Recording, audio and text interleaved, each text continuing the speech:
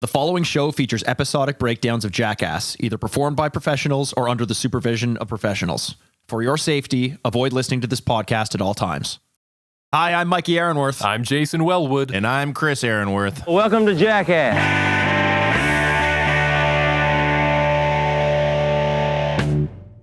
Welcome to Jackast. It's the podcast where we're on a path of destruction through every single episode of We're three Jackass. lifelong fans of the show, reliving the belly. Sorry, can we do that again? No, we can't. No, we can't. You fucked up. That's saying there. Lifelong. You always let me fuck up every episode. I'm sorry, Jay. We're keeping going. If Mikey tries to change it. Should we hold a vote? Let me plead my case, and I'll edit this. I'll edit this part out. If you guys want to keep it, we can keep it. But the reason why is I always worry about new listeners and an immediate fuck up on the podcast. They're like, "This is dog shit." No, I think you have a terrible case. They might think it's funny, and all of a sudden, Mikey ain't so perfect after podcast. All right. Well, we are three lifelong fans of the show, reliving the belly laughs, bad ideas, broken bones. Overruled. Yeah, exactly. Yeah, overruled is the way it is. Jay's been fucking up for fucking a year and a half, and we still have listeners, so. No, I'm just kidding, Jay. You're actually the savior. What do you know? You're not kidding at all. That's facts. You're spitting facts. Speaking of facts, you know what, though? I immediately felt bad because you were on my side in this, you know? Like, it was like me and you versus Mikey, and then I do that stupid thing where I turn it around just because I hate Mikey so much, so. Yeah, Chris is like the scales they have at like the big courthouse. You get on the wrong side, you start tipping the scales one way, the justice just goes. I don't think you understand the scales of justice. Yeah, there you go. That's probably not correct. I'm not even going to fact check that, but yeah, the scales of podcast justice. You know what I was talking about? Yeah, the podcast justice scales. Hey, what are we doing today, Chris? Well, we're doing episode 4 of season 2 of Viva La Bam. This is part 2 of the Mardi Gras series, which is a pretty fun little, interjection in between the Viva La Bam situations. This episode came out. That made no sense. I'm so sorry. But anyways, this episode. Mikey. Yeah. Mikey, just restart the whole fucking show. Can we restart the podcast again because I made a mistake? From Jackass season 1, episode 1, we literally just restart the whole podcast. Well, it is technically episode 5, but I'll give you this. It's not 5. Oh yeah, baby. Oh no, you're right. It is 5. It is technically you're part right. 2. Yeah. Good job, Chris. Episode 4, part 2 is how I wrote it. So I'm right. Whatever. Usually we record this podcast in the middle of the night because that's the only time our schedules allow it. We're all dead tired. This is the middle of the afternoon, and we're fucking up more than usual. Maybe we're just not used to it. That's exactly it. But. Well, technically, Chris, if you wanted to be accurate, it should be episode 4.5 because it's the second half. 4.2 would insinuate that the first part was only a tenth of the full story. When I would argue this is more of the halfway point. Like Mikey said, I'm not used to being up at this time. I'm a nighthawk. Welcome to Jackass. It's the podcast. Now we might actually want to start over again, but no, you know what? We got to let Mikey burn. I'd rather sacrifice a whole episode to see Mikey fuck up for once. But for once, thank you, Chris. Thank you. This episode came out on May 23rd of the year 2004. I always bring I find like my facts of the day are light. Like there's never anything serious happens in my facts of the day. What? Do you guys agree? Most of them are serious. What about all the terrorist bombings and the, fucking there was a presidential assassination a couple weeks ago. Presidential. Yeah. Well, I guess that throws my plans out the window because on this day in 2004, part of the Paris Charles de Gaulle, how do you say that Paris's airport? Charles de Gaulle? You got it, Chris, you've got it written down in front of you right now, so you tell us. Well, just because I have it written down doesn't mean I can't speak fucking French. Charles de Gaulle, I think. Gaulle. De Gaulle. Whatever. Either way, their airport, Terminal 2E, collapsed. Imagine fucking terminal collapsed and you're just sitting there. You're riding that fucking the escalator thing that goes around. Sidewalk thing, yeah. And all of a sudden you just go down. But yeah, it ended up killing 4 people and injuring 3 others. So it's a light day. Last time there was 100 people injured. This time it's only 4, so... Wow. All the people and everybody else complained when they got home that their flights delayed. Were delayed. Exactly. Yeah. It wouldn't have happened to me. I would have been in the airport lounge. I'm usually a man of the people, but not in airports. No, not in airports. I put myself on that pedestal. Yeah. You're a man of a different kind of people at that point. Yeah. You're a man who looks down on the people in airports. 100%. Because it's usually elevated, so you can actually look at all the losers. Literally look down on them. There's something about airports though that they exist outside of time and space. Like, it doesn't matter what time it is, you can have a drink. It doesn't matter how old you are, how much money you have. If you're in business class, you are fucking royalty. Like, you are 100%. The king or queen of your domain. And if you get into the lounge, like, fuck everyone else who has to go eat at Burger King at 6 a.m. Exactly. No thanks. When we're sitting in first class, Mikey, how often? Because we only sit first class, obviously. Of course. Why would we sit anywhere else? We're not peasants. How often do you see those losers going into the back of first class, and you kind of want to help them out? Like, you feel kind of bad for them, so you're like, hey, I got a deal for you. You can come be my footrest over here, and you don't have to sit in economy. And then those fucking servants, the AKA flight attendants, come and tell you that you can't have them there unless you stow them underneath your seat during takeoff. So now you've got a real live human being taking up the space of your laptop bag, which should be under the seat in front of you. Yeah. And it's a real human, and they're grossing up the place. Yeah, but it's still better than sitting in economy, right? Oh yeah. And it's better than us not having a footrest, of course. Mm-hmm. Couldn't agree more. People equal things. No value. I mean, especially, those seats in between where it's like not economy, but it's not first class. It's like economy plus. You get you get a few more inches of leg room, but everybody can see you. There's no curtain. Yeah. I call that I feel the like new money you'd be section. Pretty ashamed buying one of those. New money section. New money section. Okay. Chris is a big fan of Great Gatsby and the politics contained therein. All right. Something that doesn't really strike me as truth, but I'll take it. Hey, we got to get into this. Do you think this might have been one of the weirdest starts to the podcast we've ever done? Oh, it's definitely up there. Up there. Yeah. Tony Hawk says, "Stay safe, kids," as we get the disclaimer. He's cute peering over that paper with those beady little and dog the eyes. Continuing saga of Tony Hawk being an absolute legend. Here he is giving the disclaimer at the beginning of the episode. Like, I mean, more to Chris's point, Chris is the one who made the point, I think, in last week's episode. He's a multi-millionaire at this point. They even joke about it in this episode. He has no business being here if he doesn't want to be. And it's cool that he's still just down to hang. So good on Tony Hawk. Do you know what's kind of funny? Tony Hawk is... Sorry, Jay, continue. What's up? No, go ahead, Chris. I'm being polite today. Oh, thank you so much. You're such a sweetie. In my notes, the first kind of two things I really said was, the first one is like, if people at Skatopia are fucking with Tony Hawk, like, fuck them. And the second one was being like, actually, he's a bit of a fucking nerd, which we could get into as these things pertain. But it's funny how you brought up Tony Hawk, because it's like everything that I was saying before, I'm going to rebuke once we get to that point of the show. Oh, anyway. Wow. Okay. Yeah. Okay. Interesting. I look forward to it. But until then, it's Tuesday morning. Mardi Gras ends tonight at 12 a.m., says Bam Margera. They're going in the wrong direction still. Nobody knows where Ryan Dunn is. We're just not even going to make it, guys. So you might as well just stop watching now. Turn this shit off. We're not going to make it. I realized, I'm not kidding. I started to feel, I was watching this episode in the morning with my coffee. As the best time to watch Viva La Bam. Wake up in the morning, do a little stretch, check the morning paper, and then turn on a little bit of Viva La Bam. Yeah, I feel like a real winner. And I realized I started to feel very anxious, and I was like, "Oh, where's that icky feeling?" You could just feel like your heart rate. And you're like, "What is happening?" And I realized it's like, again, the idea of traveling and trying to get from one place to another, especially when you know you're going to be late. Like, this whole episode made me nervous and anxious. I'm like, they're not going to make it. They've got, I think at this point, it's Tuesday at 6 a.m. Mardi Gras ends at midnight, and they're heading the other way. And I'm like, I'm anxious. But, okay, let me run this by you. We've been misled in this episode, all right? They're saying that Mardi Gras ends that night at midnight. So technically, they've only got like 12 hours to get there or something like that. Or slightly more than that, because I think it was 6 a.m. Yeah. But Mardi Gras doesn't end at midnight. Mardi Gras goes till 6 a.m. the next day. So, and like, how much time do you actually need at Mardi Gras? It's fine if they show up there at midnight because they still have 6 hours of partying. Like, how much more do you need once you get there? It's showing up fashionably late. That's it. And by that point, everyone's already spent all their beads. You got a full stack of beads by that point. So you're the fucking king of the fucking... Primo currency. Yeah, 100%. How much money do you think they're making off beads, like the bead racket there? Hey, racket. And, where's that money go at the end of Mardi Gras? I bet you it's the shadiest motherfucker alive, the bead man. He's got that fucking trench coat. He's like, I got some beads. on the cheap. I bet you he is the only one awake at 7 a.m. in New Orleans, just going across Bourbon Street, picking up beads to sell them next year to the same people. Yeah. Just Either grabbing that or them he's off got the them women counterfeit passed out in the beads, you know? alleyways who've been raped.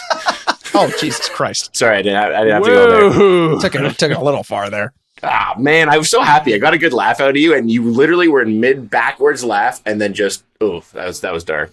Well, I mean, as a podcast host, you have to be ready to laugh before you even really hear the joke, right? Yeah. Fuck, I just got excited, Mikey. I don't Well- make you laugh very often. I got pumped up.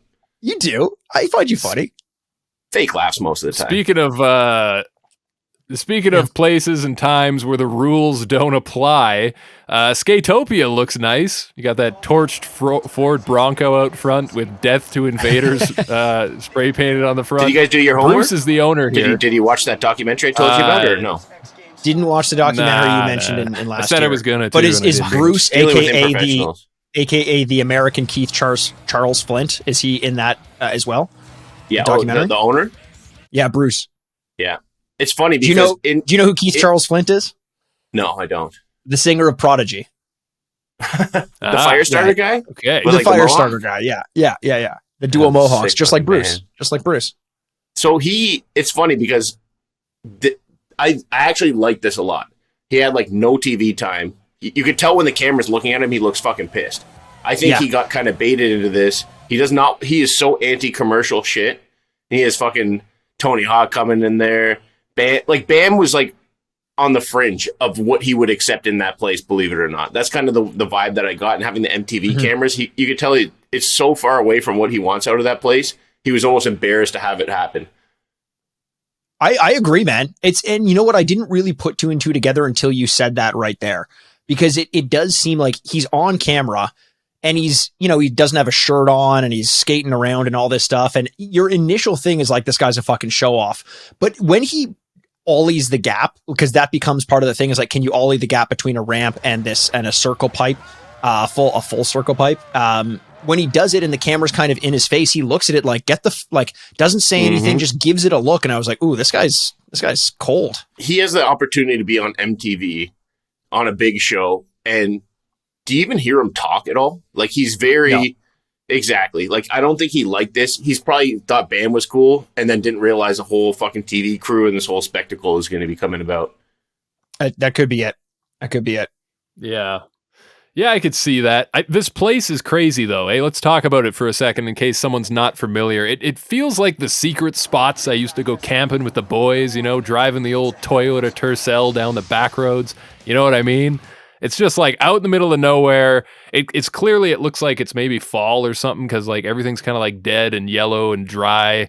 So this place just looks like the kind of place the Texas Chainsaw Massacre, took place in. It's very run down, but I kind of like that about it. All the ramps look like they've been well worn and used. This place has got a lot of stories. Yeah, Bruce's hair looks like it was cool. cut using the Texas Chainsaw Massacre guy's chainsaw, I think. There you go. But I like that. I like that this is run down because the whole premise, as Tim Glom kind of introduces, is like the dream team are, millionaires. They're not used to shit like this and they're going to be uncomfortable. Right. And you even it's funny, you get outside of the Dream Team's bus, Jason Ellis, the Australian skateboarder, is like interviewing Tony Hawk. And he says, he's like, he's making fun of him for being like too rich and all that stuff. And he's like, and this is coming from a guy who had a pink helmet that matched his pink shirt when he was a skater. But like, look at how you're dressed, Jason Ellis. You've got like the matching velour Anichi suit. Like, one of you guys. Don't diss matching velours Anichi suits. Do you remember mine back in the day? I do. And here's the thing, that has aged way worse than the pink shirt and pink helmet. That's kind of back in style now. So to look at Jason Ellis make fun of Tony Hawk's attire while dressed like that, you're like, oof, dude, watch this again in 20 years and then talk to me. I shit you not, the other night. I guess he turned a new leaf. Sorry, Jay. I keep interrupting you. Go ahead, buddy. Are you sure? Nah, it's the time delay. Let's blame it on the time delay. Well, it is the time delay. The other night, I shit you not, I went on the rabbit hole of trying to find velour suits again. Like the old Sean John and the old Anichi ones, they're so comfortable. It's the greatest thing. And it's only a matter of time before they come back. So I'm trying to get ahead of the jump. Oh, okay. I hope not. Get ahead of the curve. Yeah, I appreciate that. Yeah. And speaking of getting ahead of the curb, though, you say whatever you want about the Birdman wearing pink back in the day. Nice kickflip to Indy there by the Birdman. We're going skating, boys, and like you guys said, there's a lot of great skating here. We get a good chunk of skateboarding in this episode, which was cool. I love the layout here. I mean, this park's got everything. It's got, vert ramps everywhere. I didn't see a whole lot of a lot of street skating set up here, but it was mostly vert ramps and things. But cool bowls. They got the full pipes there that everybody was skating on. Like I said, I really love this environment. I'd love to just, even not being a skateboarder, just fucking go there and take a tour. And people walk hang around out and see there. the They place. camp there, and they have these crazy parties and just watch skaters come from all over the world. It is Dude, an unbelievable it'd be a fucking spot. dream. But here's where we get to. We get this. Here's where we get to why I lost my respect for Tony Hawk. Uh-oh. At first, I was so mad when Jason Ellis is like, "Oh, you rich guy, doing this shit." I was like, fuck you. He's a legend. He goes and he wears fucking knee pads and a fucking helmet to do that gap jump. Like, fuck off. That is the nerdiest fucking shit I've ever seen. But that's But that's Tony. It's not. He's That not is fucking Tony, trying to pull a 900. He's doing a little fucking gap. If you got to wear knee pads and a fucking helmet in that place, have some fucking dignity. Like that. Just fucking. I was just like, didn't fuck Bruce you. also have knee pads on? No, he didn't. I think Bruce would might never. have. No, he wouldn't. I don't know. He might have knives on his feet so that it would hurt more if he falls. Like, to make it worse for him. Yeah. You got listener, you got to understand. Chris comes from a different generation. You see, back in my day, knee pads were shoulder pads and helmets. Fuck helmets. We didn't wear 100%. those. Yeah. So I don't even wear snowboarding. From a place of love. I haven't been in the snowboard park in a while because I refused to put on a helmet because my mom and dad made me, because I was a fucking nerd and I had to listen to my mom and dad. They made me wear a helmet my whole life. By the way, the second I became an adult, I was like, I will never do that ever again. It's so stupid. Why not wear a helmet? Totally understand. But now all snowboard parks, you need to wear a helmet to get in. And I'm like, no, fuck that. I ain't wearing one. I don't think safety is nerdy. Nerd. I don't think safety is nerdy. I think it's responsible. Of course you don't, you fucking nerd. I'm wearing a helmet. Mom and dad made me wear a helmet, and I thank them for it. And I think it shows in who can do. Well, actually, I fucked up the intro of today's episode, so I'm not gonna play that card. But by the way, I just looked up the video. Bruce is wearing knee pads. Mm-hmm. Really? So, Chris, are you calling Bruce a nerd? What do you say to that, Chris? No. I don't. It he only like, wore them because he was going to fucking like... knee Tony Hawk in the face. Knee pads, elbow pads. Back in my day, we didn't even screw the trucks onto the board. We just rode them like that, prayed to the Lord and Savior Jesus Christ to take the wheel, and damn, we lost a lot of good men out there, didn't we? I think that's called surfing. Did you do it in the water, Jay? No, not me. I'm doing your brother. Oh. That's me doing your brother. Hey, don't do my brother like in front of me. Jesus Christ. Yeah. I'll do your brother wherever I want. Family-friendly affair. The only Chris, reason what's he had the deal with the knee pads, though? The only reason he had them on is because he knew that if you have knee pads on, it's easier to bust someone's fucking skull for being a pussy. So he was going to take Tony Hawk and give him a proper knee to the face, I don't know. I think a true badass doesn't need knee pads to bust someone's face with their knee. I don't know. You're not selling Bruce on me anymore. I think Tony's the true man here. No one needs to sell Bruce. Bruce is a legend.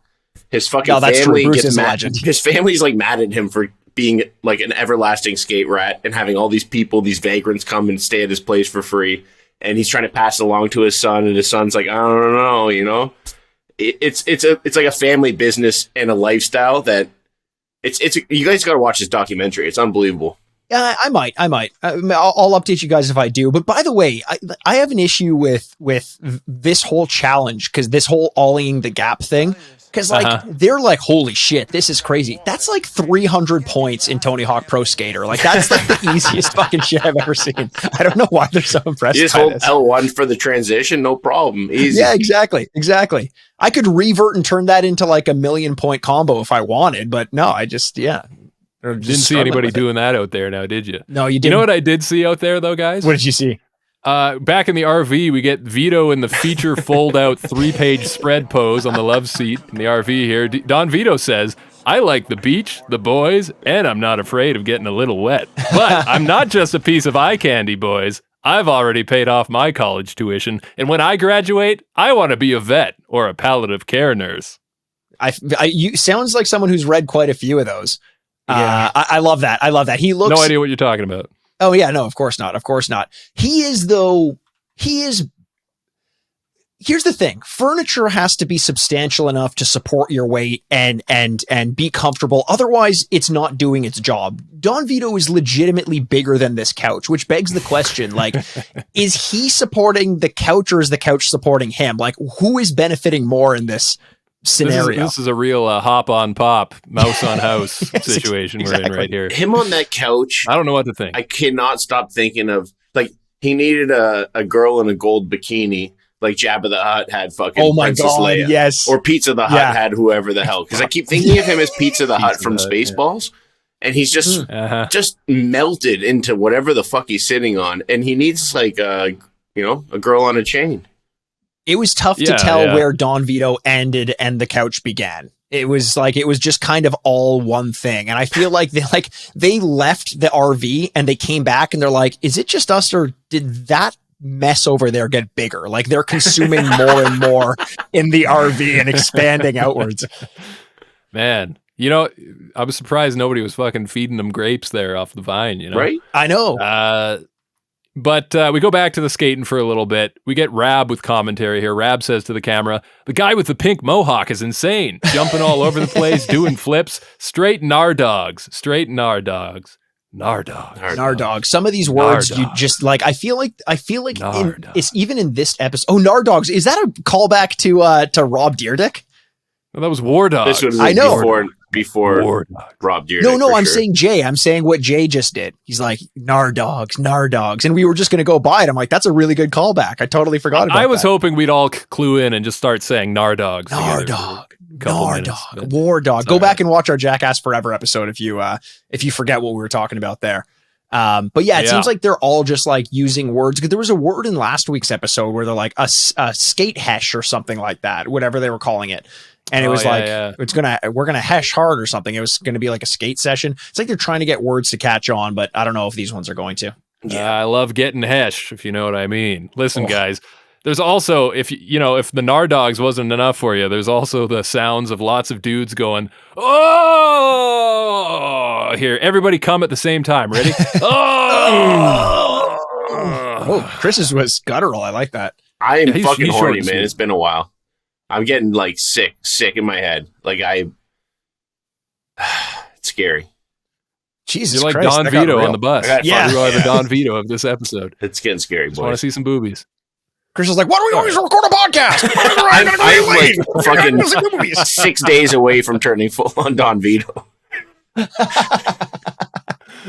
Keep me away from public or someone fucking suck my dick because otherwise I'm menace to society. I don't know what to say. No, you got the blue balls. You can't podcast with blue balls. Blue balls is trying to come. Listen, Bam does a thing. It's impressive. Phil says, pretty good. That's a proud poppy right there. Yeah, he is. It's cute. Mm-hmm. I liked it. Tony does it. Skating. He does it. Bruce does it. And then they fuck on back to the RV, much to Don Vito's pleasure. Tony does it with a helmet and knee pads like a...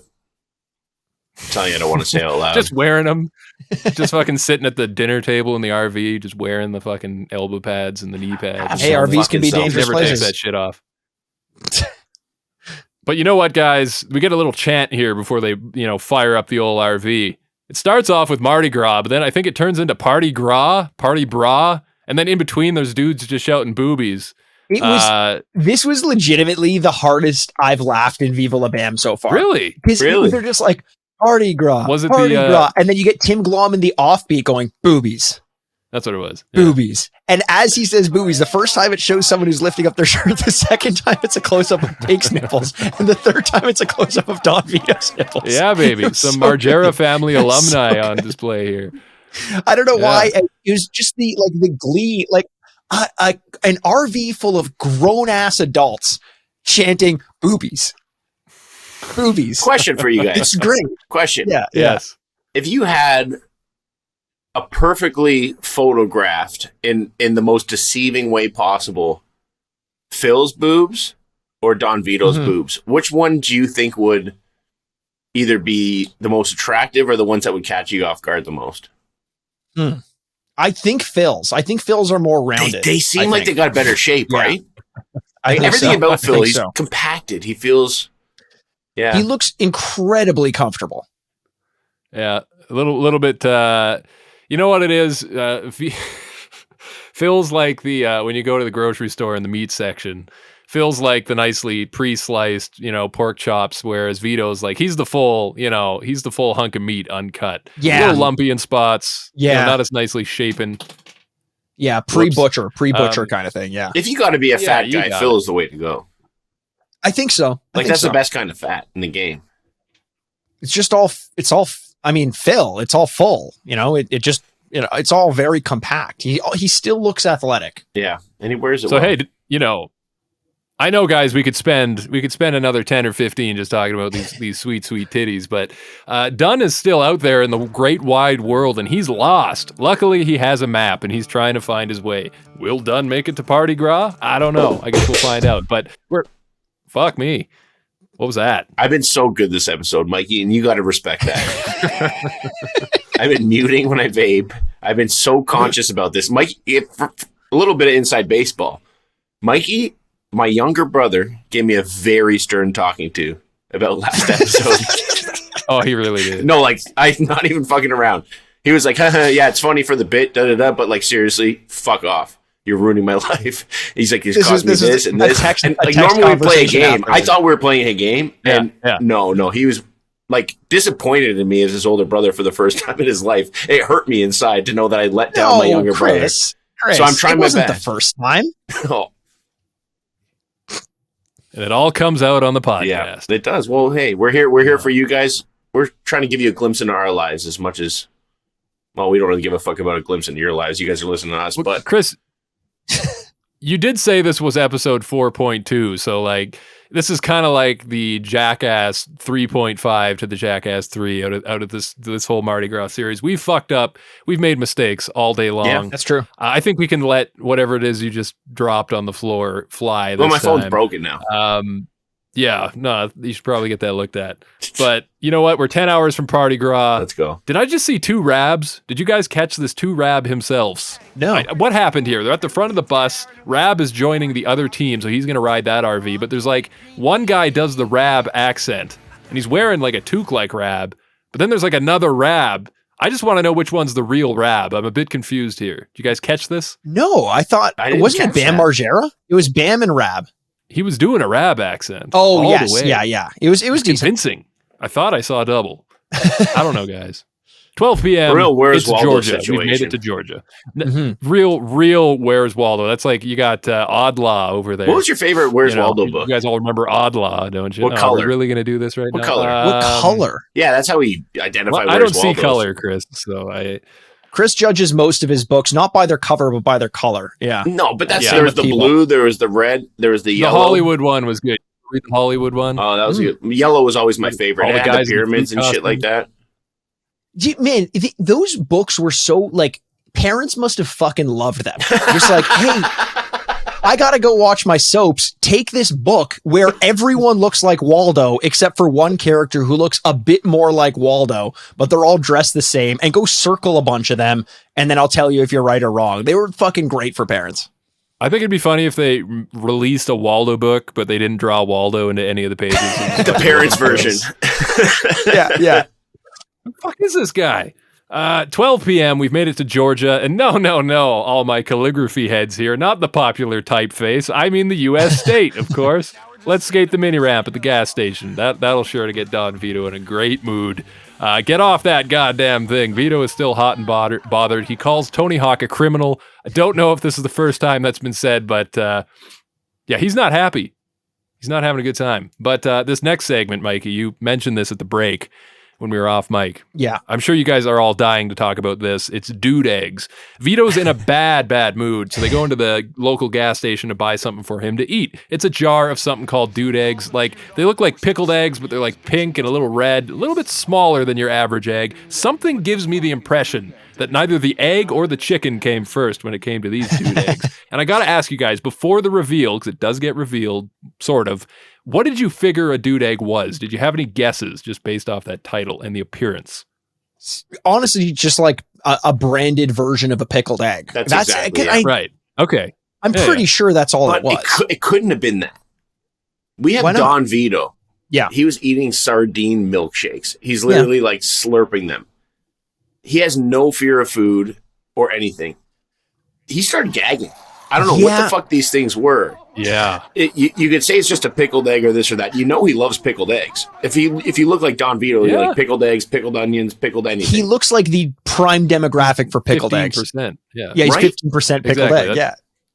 That is, that's his genetic makeup. And I gotta say, like, meanwhile, like when we're back in the RV and eating the eggs, Vito does inspect the jar, right? And because he wants to know, what did I just eat? So he deduces that a dude egg must be a pickled man's testicle, because apparently cannibalism is legal in Georgia. He seemed like he really thought that, didn't he? Okay, kind of, because here's the thing. This is what baffles me about Don Vito. He says it, and I think he believes it when he says it. He's like, look, this isn't a pickled egg. This is a dude egg. He's like, why would you give me a dude egg? And Rab's like, what's a dude egg? He's like, it's like when someone dies and they put their balls in there. It's a dude egg.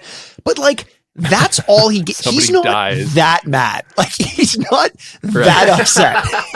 For someone who believes he like just ate a testicle, a human testicle, he's just like, you will fool me once, but you'll never make me eat another human testicle again, unless I'm really hungry. Yeah, you're totally right. It's like he's partially okay with it because he was hungry enough that it's not a big deal. You know, that was necessary nutrition. But I do love the idea that it's, you know, if a dude dies, he's like got to be a dude egg donor. Like it's on his license. He's a card carrying dude egg donor. You know? It's only fair. Yeah.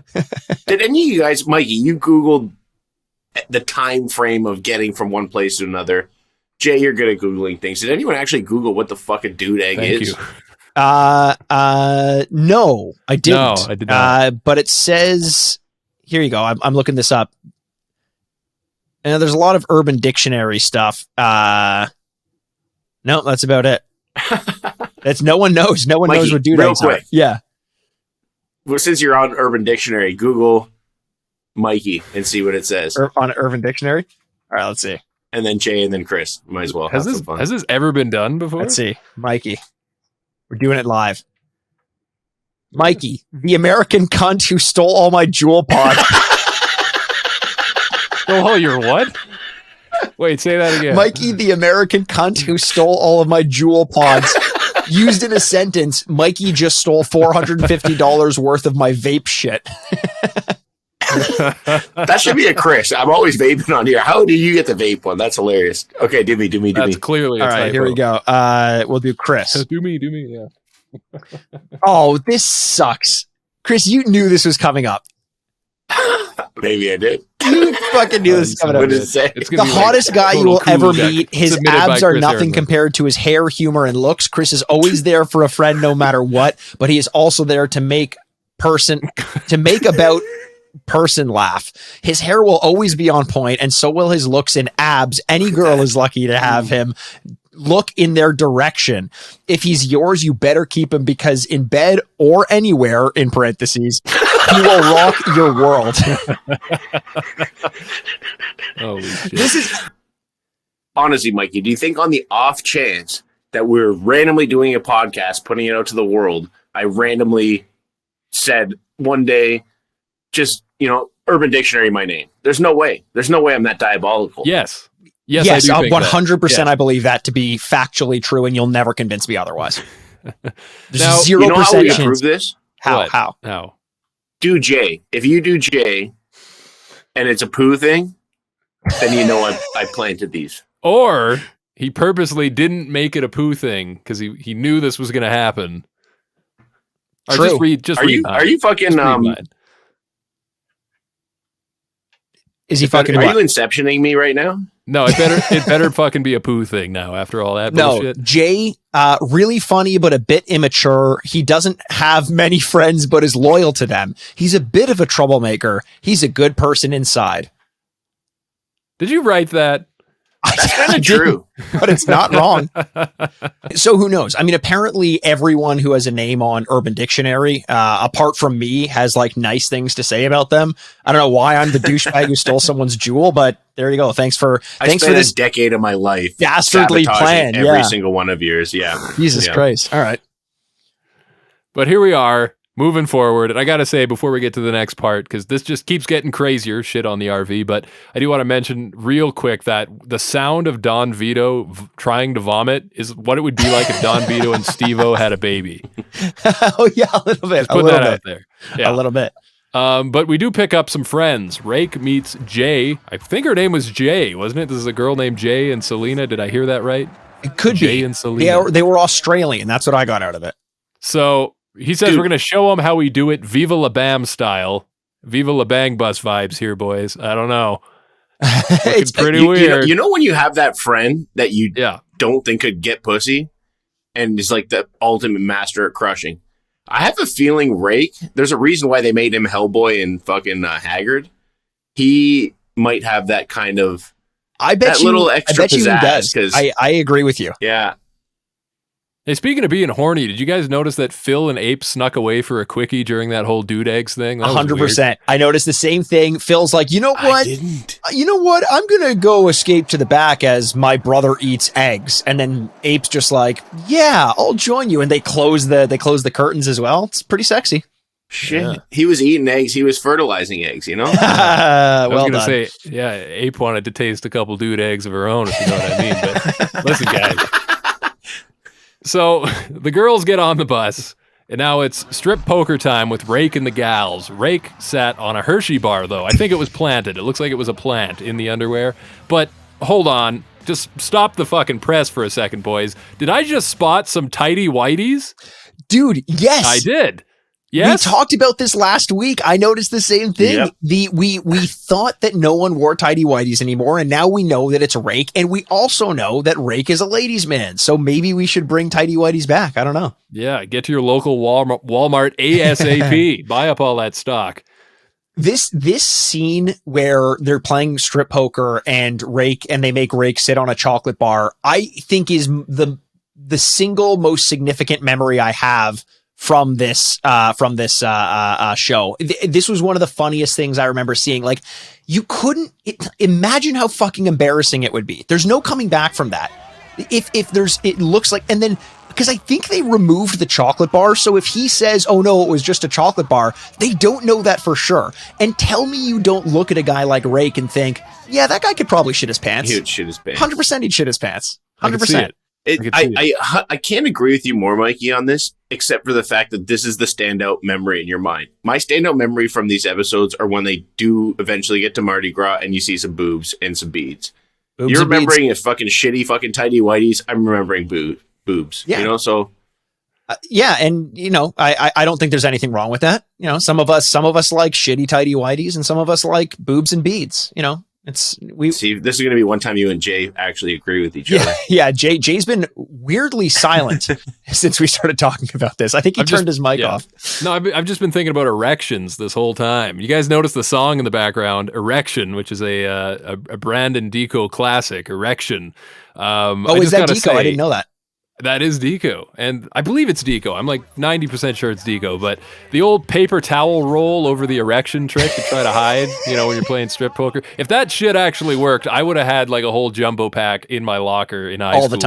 All the time. Wasn't it crazy? Like, women who are listening to this may not know how much of a fucking social landmine it was growing up with a dick. Like, you never knew when you were just going to have a boner, and it could have been towards the end of class, and you're like looking at the clock and you're like, this thing's got to go down before it hits 3 o'clock because I have to stand up from this desk. Like, it was constantly, I was always aware of it, always afraid of it. You couldn't control it. They'd come out of nowhere. I always had to have like, especially when you're scared, you get the fear boners. Fear boners. Yeah. I still get those to this day. Yeah. In fact, sometimes I can't get them without a little bit of fear. Yeah, you know, first time I kissed a girl. So that's why I think to this day one of the best movie moments is in Superbad when he talks about tucking the boner into the waistband. Yeah, that was. It's like in comedy when someone talks about something in a way that you think you're the only fucking person in the world that knows about. Every single fucking guy that's ever been in high school has had a boner and had to do that fucking move before, and to see somebody else acknowledge it. It's the most freeing, liberating feeling. And those certain moments in life, like that one, They'll never be We taught. all thought we were geniuses for doing it. But Jay, I'm curious. You were saying the first time you kissed a girl. I want to hear this story. Totally. Yeah, and it's true, Chris. What happened to you last week? We need to know some tricks. So if it was last week, then this story gets even more inappropriate. Just you wait. So the first time I kissed a girl, I got real hard, you know. You're right. It's like you could blow a girl could just blow a slight breeze by walking by and it would make you hard back in those days. But my first kiss was at a high school dance. So I had to fucking do the worm to get out of that gymnasium, boys. Is all I'm saying. How did you do the worm? Wouldn't that break it in 7 places? Actually, if anything, I think it added leverage. It was kind of like it's a half worm. Just like stop. You ever see that? You ever go to gymnastics class? You know those springboards? It was kind of like that. Yeah. Jay leaves the gymnasium and they look back and there's just a bunch of holes in the floor where he was doing the worm. I got a hard dick, man. By the way, these floorboards all warped. So we get this scene of Ryan Dunn out of nowhere, just fucking taking an airplane, like no context or anything. And then all of a sudden it becomes pretty clear. It's like his BB Cooper moment. And then we pass by. Did that give you a lot of relief, Mikey, knowing that he is going to make it on time? Out of my mind. I didn't have to worry about it. It's like when you're trying to hit a flight or something like that and you're not sure if you're going to make it and you finally like get past security or like you're in the lounge and all that relief comes. Like now that I don't have to worry about Dunn getting there on time, I feel that much better. By the way, we lost Chris's video if you're watching us over on YouTube. So it's just my weird face, just as though I'm talking to no one. You know right what now. happened, guys? What happened? I just want to say this in case I do cut out because I might not be able to finish the episode. Mikey always gives me shit for. Oh, fucking hell. You're not going to blame me for this. Where did I get this computer from, Mikey? It's, where did I get it from? No, I don't know. Where did I get it from? I had to give you a computer because you didn't have one of your own to use. Okay. So out of the goodness of my heart. Yeah, very good. Yes. So Mikey's trying to pull this whole fucking stunt. You want to talk about a good conspiracy theory? He's jealous that the fans like me more. And he's trying to make it seem like I'm up to all this bad shit and I'm ruining everything. And he's doing this like he's finessing things. He's giving me faulty equipment and trying to make me seem like I'm the bad guy. And it's not working, Mikey, because none of our fans are nerds and they don't give a fuck about the equipment. They just want me to be on camera. So whatever. Anyways, continue. Go on your fucking rant. Okay. Maybe I was wrong to give you a free computer. I apologize for that. Just like you were wrong though, Chris, in believing that at 10 minutes and 2 seconds into this episode, Don Vito's rage temperature hit a peak. Because we're at 10 minutes and 2 seconds right now. I was watching that like a fucking hawk. It seemed like it was going to hit at the exact moment. And I was like, no one's going to believe me. But instead, they're just leaving Sweetwater, Tennessee. And after leaving Sweetwater, Tennessee, that's when we get that little prank with the Hershey bar. But then the cops get involved. Holy shit. Yeah, here we go. Yeah, the RV gets pulled over. Both RVs get pulled over. Is it legal to ride on the freeway in the back of an RV like that? I don't even know. I assume you're supposed to be belted in. Like, this ain't 1991. And, you know, my older brother did that once when we were out on vacation once. And my dad's driving. We're all in the back. And again, this was and you guys were all playing strip poker, sitting on chocolate bars, yada, yada, yada. Bars. Yeah. And my brother opens the fucking door on the freeway. He's hanging out of the door at 45-degree angle, one arm on the door, wind blowing his cheeks around like he's Ace Ventura, bugs in his teeth and shit. Yeah, that was the last time that Dad let us take that ride. I would imagine. Right over. I probably blacked out the rest of what happened because of, trauma. We won't get into that. Poker. We won't get into that. It's crazy. The cops pull them over and they're on the side of the road for, I think Bam says, an hour or so. And it turns out they're basically just doing that because they saw Glom like poking his head out the window. But for that, why did they need like 6 cop cars? That's kind of crazy, right? Yeah. Yeah. I think they were trying to pull the Super Troopers meow game. Oh yeah. Yeah. They knew MTV was filming and they wanted to get their time in the sun. But isn't this crazy? Because the cop comes up to Tim and he's just like, hey, how about you don't lean your head out? You can cause a distraction, cause an accident. And Tim is like bold enough to still joke around with the guy. Like he's got this fake accent on. He's like, holsters down or like hammer down, 10-4 officer, this and that. And you know how like when you have a troublemaker who is getting in trouble, and they pretend like it's not getting to them, but you can tell they're still scared. There are those people, and then there are the people who you can tell legitimately aren't afraid of authority, and that's Tim Glom. Like, he's so cool as a cucumber here, and I would not be like that. I remember once my French teacher in like grade 4 or something like that tried to get me in trouble for talking in the middle of class, and I wasn't even talking. She blamed me for it. And I tried to pull the whole like smirk as she's chastising me. And then my friend, I thought I did such a good job. And my friend looks at me after class and he's like, you know, your lip was quivering the whole time, right? Which friend said that to you, Mike? Robin, my friend Robin. Robin? Fuck, yeah. how's Robin doing? I like Robin. He's great. Robin's a great guy. Nice. Love Robin. So, good. All I want to know is, how did these Canadian cops get into the southeastern U.S. states? Because nobody got angry. They just politely asked them, "Please, hey, can you please stop hanging your head out the window there, eh?" Surprisingly, well, it's because there wasn't black people in the van. Honestly, that probably has a lot to do. If Compton asked Terry were with them, it may have been a different story. If Terry was there, someone would have died. It could have been. It's sad, but it's true. Tim would have had to really simmer down a little bit there and mind his P's and Q's.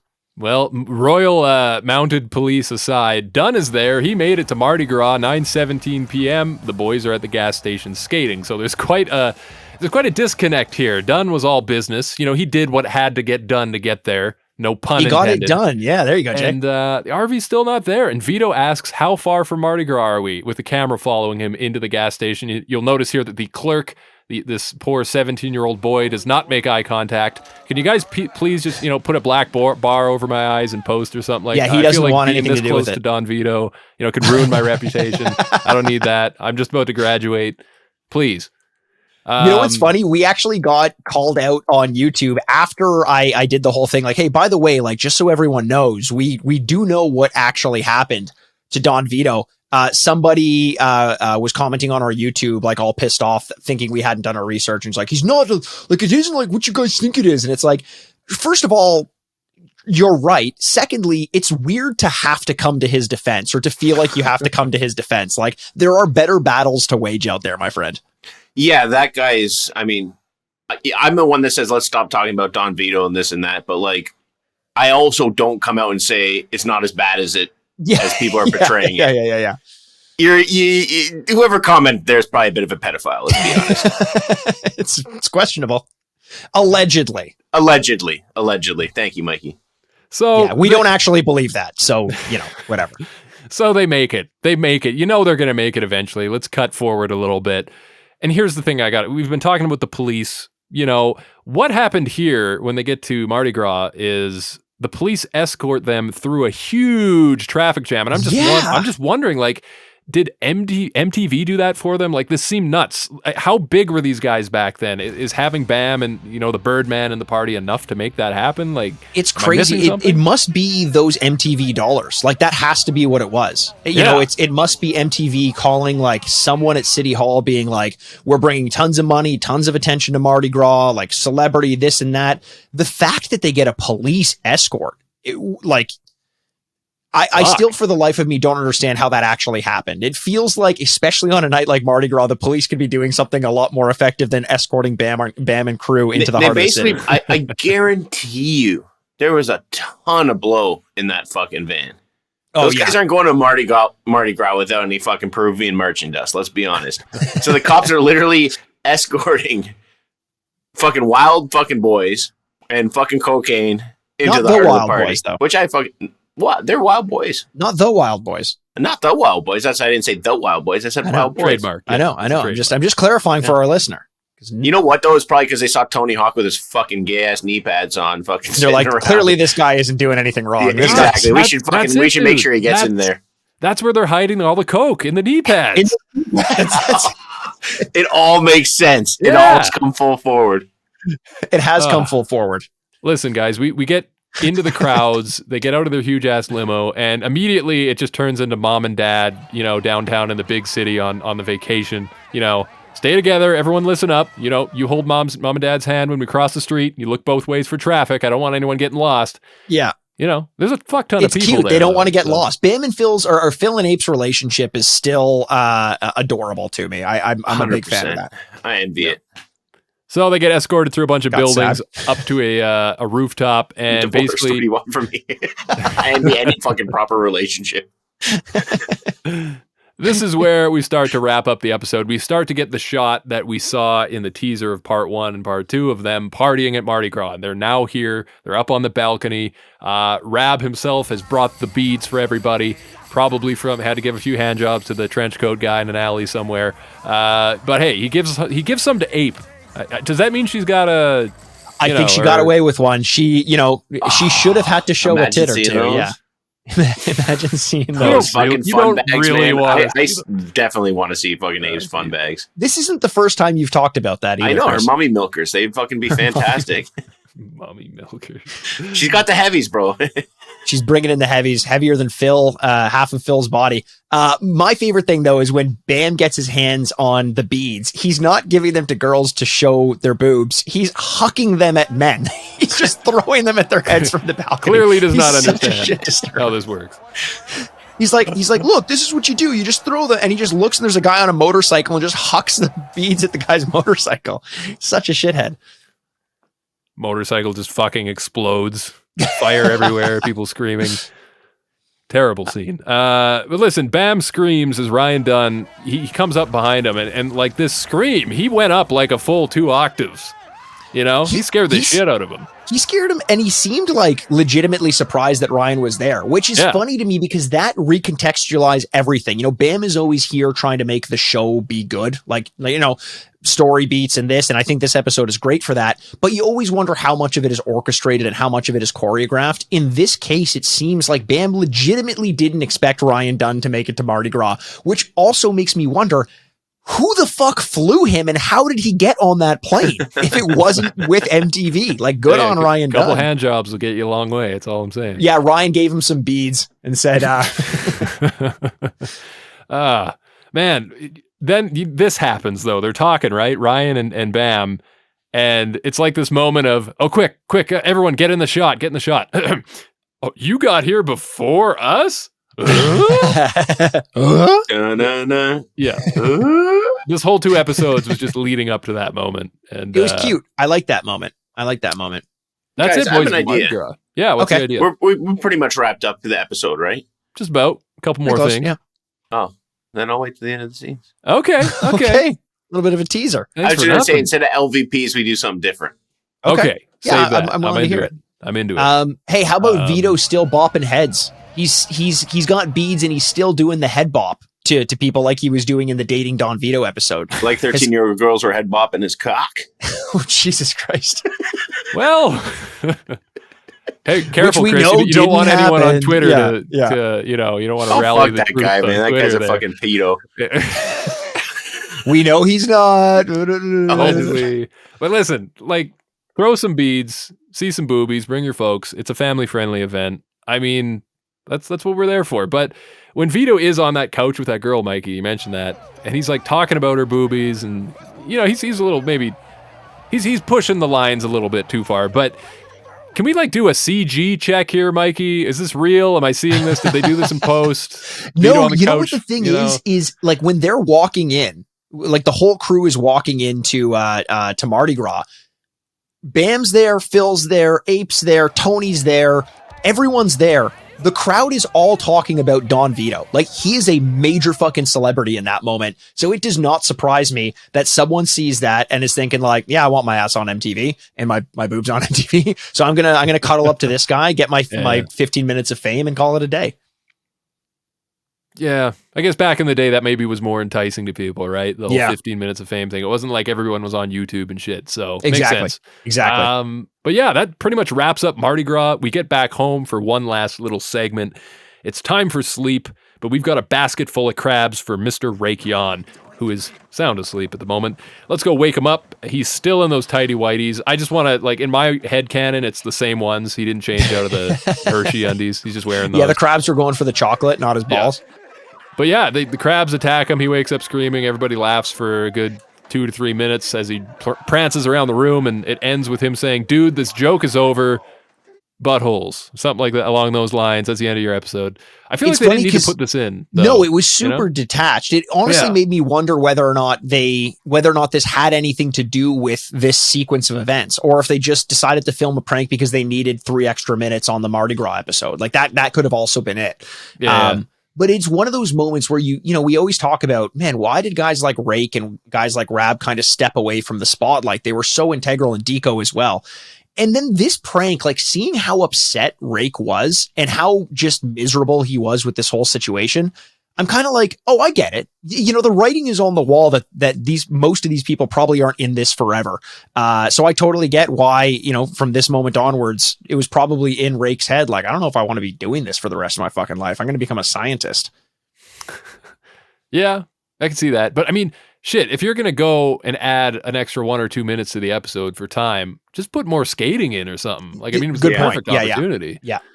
I don't know. But hey, that's the end of the Mardi Gras experience. We get the credits. We get a shot of Bam grinding a long rail and telling the story of how he racked his nuts.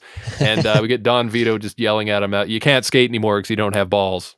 Apparently that's how are you that going to works. skate without balls? Who Well, I knows, don't know. Don Vito? Who knows? But hey, I'm dying to know, Mikey. And I think I'm you are curious too. about Chris. Yeah. Chris, we normally, if let's say you're new to the show, you're not, familiar with what we normally do. We usually do an LVP, least valuable player, and an MVP as well for the episode. But Chris, you have something else in mind. Well, we kind of did one last week. I feel like not much has changed. Sure. So and we can still do it if you guys want, but I want to pose this question. And why? Whose journey would you rather take? Dunn's? Or not the winner's RV, the loser's RV. Well, the loser was the nightmare or the dream van. So you'd be with Tony Hawk and Bam Margera. No, the whole I time. meant like the nerd RV. With okay. Don Vito stinking up, eating fucking dude eggs and fucking stained shit and not being able to shower and being fucking dragged along skateboarding when you just want to get to Mardi Gras. Like, honestly, no word of a lie, Dunn's journey looked glorious to me. I would love to do that. Yeah. Touring the countryside by yourself on a bike and flying in a hanging plane out with shit. chickens in the back of a truck. Oh yeah. What more do you want? Dream. Yeah, see, for me, I'm all about the experience, and the more ridiculous and annoying and painful a situation is, as much as in the moment it's annoying and frustrating, those fucking stories last forever. Yeah, you and get some serious memories there, yeah. I'm a fucking storybook of a person because I've always just let the liquor take me, you know what I mean? Like, I just get drunk and just whatever happened until I got older, and then I just got lame, so now I don't really drink anymore or anything, but it's true. And I just got lame. I fixed myself, and that makes me less of a person. It does, for sure. But I just imagine those fucking fun times. It would suck having that peanut butter, pickle juice, whatever the hell concoction thrown at you, not being able to shower, having all your clothes drenched with that. But when you come out of it, you tell people that story later on. That's what life's all about. Yeah. So no, I would take agree. the shittier version of the RV. Personally. Yeah. I mean, okay, I wouldn't be too keen on having to sleep, in the vicinity of a Don Vito at night. But I will give you that, Chris, that, you know what, at this age that I am now, that doesn't sound appealing. But when I was younger, I think it would be great. Yeah. You get a little break from the chaos too, because you're with the older people. So at least between the skating at gas stations and getting out to do crazy shit, you can kind of rest a little bit, I guess. You're not just constantly under distress from pranks. However, you would have missed out on the whole strip poker and the Hershey thing. And there's give and take. There's give and take there. But there's definitely it's a closer question, I think, than people may initially think. Like there's definitely benefits to both of those things. I worry, like you talk about sharing an RV with Don Vito.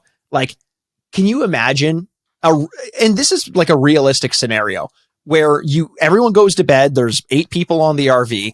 You wake up the next morning, there's 7 people on the RV, and Don Vito's slightly larger. And this continues day by day. He's just consuming people. What a horror movie. That just sounds like a Twilight Zone horror, like Black Mirror situation where Vito just expands. Like whenever he's not in sight, he's expanding. And then eventually you just find yourself trapped for eternity. It's just you and him, and he's taking up 3/4 of the RV. Yeah, it's scary as shit. Jesus. Oh, God. Well, hey, that's another episode of Viva La Bam. Hey, boys, we're about halfway through the season now. We made it here quick. Yeah, I know. I wasn't here for a couple episodes, but whatever. Like, to me, it's felt like it's flown right by, and I gotta say, I've been having fun revisiting it. I am looking forward to see what comes next because I'm a little bit burnt out on the road trip, and I feel like I was there along with them, and I need something fresh. So we'll see what comes next week. But tell us what you thought, and maybe answer that question that Chris posed. What would you do? You know, if you want to, let us know at JackastPod on Instagram and Twitter. Yeah, give us your thoughts on this episode. What would you do? Would you take the van, the RV, or would you hop on a bike and give some hand jobs for a free flight in a plane? For long form answers, you can also email jackastpod@gmail.com. And maybe we'll read some of those on air if we get some good ones. That'd be cool. Yeah. Well, or boys. like yeah, jump in. that YouTube commenter, he probably would just choose to go to Epstein's Island with fucking, fucking Bill Clinton and all those fucking pedophiles as well. So I've learned my lesson not to bring up negative comments towards the podcast during the podcast. It really gets to Chris. It really gets to him. No, it doesn't bother me at all. Oh yeah, no, I can tell. I can tell you're totally even keel. As my one of my favorite comedians has recently said about Kanye West and the people that were defending him, I want your mother to fucking get down on her knees and suck my dick from the back. Jeez. If you don't like us, that's what is in store. Your mother will be sucking my dick from the back with her nose on my asshole on her raggedy knees. Okay. Yeah. It's a gross back to have your nose in. I know that for sure. 100%. For sure. You fucked up there, buddy. Whoops. Well, guys, I have no horse in this race. Yeah, unless that, if I did, I'd have to be careful that horse isn't underage because you never know with Don Vito. But seriously, I'm unbiased. I mean it. Now I'm throwing bestiality into it. I don't even know what happened there. But listen, I think we should end this episode because you know what happens if we don't end them. This is like a Black Mirror episode. It's going to become that. So thanks for listening, and we'll see you next week on Thursday as usual for another episode of Viva La Bam. Until then, bye. I'm Jason Wellwood. Bye. I'm Chris Aaronworth. Bye. I'm Mikey Aaronworth, and this has been Jackast. And the MVP is Tony Hawk's knee pads. Oh, totally. That's a good MVP. Knee pads, all the way.